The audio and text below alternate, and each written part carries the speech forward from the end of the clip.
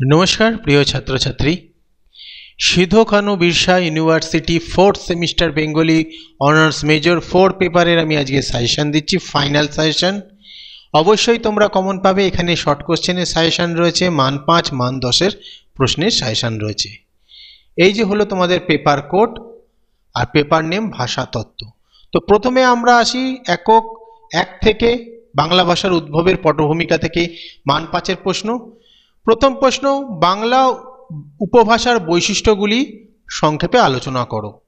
যে প্রশ্নগুলো দিচ্ছি সেগুলো কিন্তু পড়বেই, প্রথম ইউনিটের কোশ্চেন একটু বেশি থাকলেও কোনো অসুবিধা নেই, পরের ইউনিটগুলো কম রয়েছে। পরের প্রশ্ন, বরেন্দ্রী উপভাষার বৈশিষ্ট্যগুলি উদাহরণসহ আলোচনা করো। ঝাড়খণ্ডী উপভাষার যে কোনো 5টি ভাষাতাত্ত্বিক বৈশিষ্ট্য লেখো। এবার শেষ প্রশ্নটা দেখো, ভালো করে পড়ো, যে এখানে লেখা আছে যে পাঠ্য যে কোনো একটি উপভাষার 3টি ধ্বনিতাত্ত্বিক ও 3টি রূপতাত্ত্বিক বৈশিষ্ট্য লেখো। অ্যাকচুয়ালি মেন কোশ্চেন হচ্ছে 3টে, এর মধ্যে দেখো বলেছে যে কোনো একটা উপভাষার 3টে ধ্বনিতাত্ত্বিক ও 3টি রূপতাত্ত্বিক বৈশিষ্ট্য। এরকমভাবে যদি প্রশ্ন আসে তাহলে বঙ্গালী, বরেন্দ্রী, ঝাড়খণ্ডী যে কোনো একটার তোমরা লিখতে পারবে। তো মান 10 এর জন্য এখানে পড়বে প্রাচীন বাংলা ভাষার সময়কাল ও নিদর্শন উল্লেখ করে প্রাচীন বাংলা ভাষার রূপতাত্ত্বিক বৈশিষ্ট্য বা ভাষাতাত্ত্বিক বৈশিষ্ট্য উদাহরণসহ আলোচনা করো।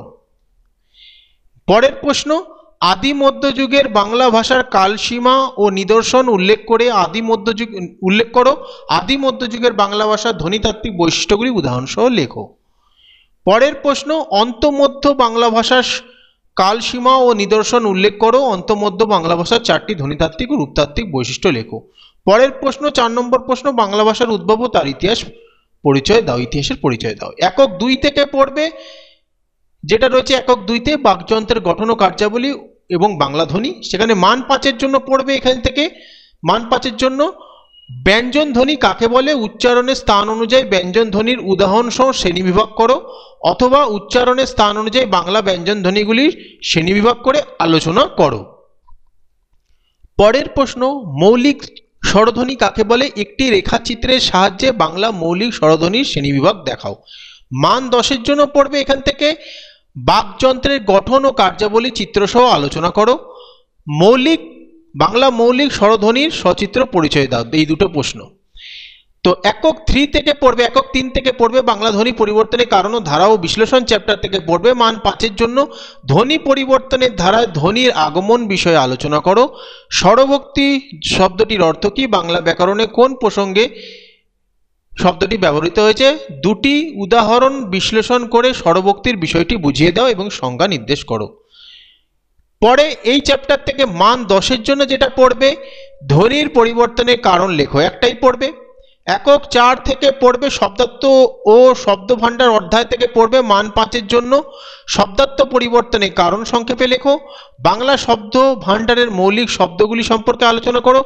ক্রিয়ার প্রকার কাকে বলে, উদাহরণসহ ক্রিয়ার প্রকারগুলি আলোচনা করো। এবং এই অধ্যায় থেকে মান 10 এর জন্য পড়বে উৎসগত দিক থেকে বাংলা ভাষার শব্দ ভাণ্ডার সম্পর্কে আলোচনা করো। শব্দের অর্থ পরিবর্তনের ধারাগুলি উদাহরণসহ আলোচনা করো। ক্রিয়াপদ কিভাবে গঠিত হয়, ক্রিয়াপদের অবস্থাগত ও অন্বয়গত শ্রেণীবিভাগগুলি উদাহরণসহ আলোচনা করো। এই যে মান 5 এবং মান 10 এর প্রশ্নগুলো তোমাদের দিচ্ছি, এখান থেকেই আশা করছি সকল কোশ্চেন তোমরা কমন পাবে। এবার মান 10 এর প্রশ্নগুলো, মান 2 এর প্রশ্নগুলো দিচ্ছি, এগুলো কিন্তু তোমাদের সবকটাই করতে হবে। এগুলো কয়েকটা কোশ্চেনে ভেরি ভেরি ইম্পর্টেন্ট আমি লিখেছি, কিন্তু এটার উপরে গুরুত্ব দেবে না, এগুলো বারবার আসে তাই জন্য ভেরি ভেরি ইম্পর্টেন্ট দিয়েছি। কিন্তু শর্ট কোশ্চেন, কয়েকটা শর্ট কোশ্চেন পড়লে হবে না, অনেকগুলো পড়তে হবে। দেখো চ্যাপ্টার ওয়াইজ আমি শর্ট কোশ্চেন তোমাদের দেখিয়ে দিচ্ছি, এগুলো পড়তে থাকবে। এখান থেকে তোমরা অবশ্যই কমন পাবে। যা মান 5 দিলাম, মান 10 দিলাম, অবশ্যই কমন পাবে, মান 2ও কমন পাবে। দেখে নাও কোশ্চেনগুলো, শর্ট কোশ্চেন এইগুলো দেখো তোমাদের পড়া হয়েছে কিনা দেখে নাও। চ্যাপ্টার ওয়াইজ রয়েছে, খুঁজতেও তোমাদের অসুবিধা হবে না, তোমরা সহজেই বই থেকে পেয়ে যাবে। এই হলো তোমাদের শর্ট কোশ্চেনের সাজেশন। অবশ্যই এখান থেকে তোমরা কমন পাচ্ছ, এগুলোই ভালো করে পড়বে। প্রতিটা শর্ট কোশ্চেন বলে তো সম্ভব হবে না, সেই জন্য দেখিয়ে দিলাম। এগুলো ভালো করে পড়ো, অবশ্যই কমন পাচ্ছ এবং ভালো পরীক্ষা হবে তোমাদের। ভিডিওটা ভালো লাগলে লাইক কমেন্ট শেয়ার করে দিও, আর অন্য কোনো সাবজেক্টে সাজেশন লাগলে কমেন্ট করে জানাতে পারো।